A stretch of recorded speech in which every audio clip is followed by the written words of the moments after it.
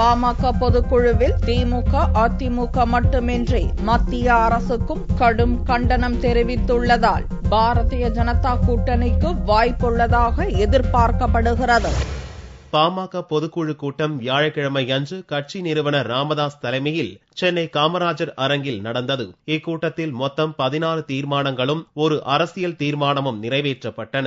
விலைவாசி உயர்வு, சமையல் கேஸ் விலை உயர்வு போன்ற பிரச்சினைகளில் மத்திய காங்கிரஸ் அரசுக்கு கடும் கண்டனம் தெரிவித்துள்ள பாமக பொதுக்குழு மின்வெட்டு, சட்டம் ஒழுங்கு, மதுவிலக்கு, தாது மணல் பிரச்சினை உள்ளிட்டவற்றில் தமிழக அரசையும் கண்டித்து தீர்மானம் நிறைவேற்றியுள்ளது. இலங்கை பிரச்சினையில் மத்திய ஆட்சியில் இடம்பெற்றிருந்த போது அரசுக்கு நெருக்கடி தர தவறியதாக திமுகவுக்கும் கண்டனம் தெரிவித்து தீர்மானம் நிறைவேற்றப்பட்டுள்ளது.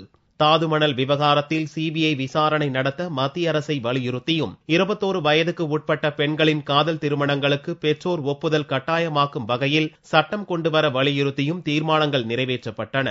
அரசியல் தீர்மானத்தில் ராமதாஸ் அமைத்துள்ள சமூக ஜனநாயக கூட்டணி வேட்பாளர்களை வெற்றி பெற தீவிரமாக பாடுபட உறுதியேற்பது என்ற தீர்மானமும் நிறைவேற்றப்பட்டுள்ளது. காங்கிரஸ், அதிமுக மற்றும் திமுக கட்சிகளை பாமக பொதுக்குழு கடுமையாக விமர்சித்துள்ளதால் பாரதிய ஜனதா கூட்டணியில் அக்கட்சி இடம்பெறக்கூடும் என்று எதிர்பார்க்கப்படுகிறது.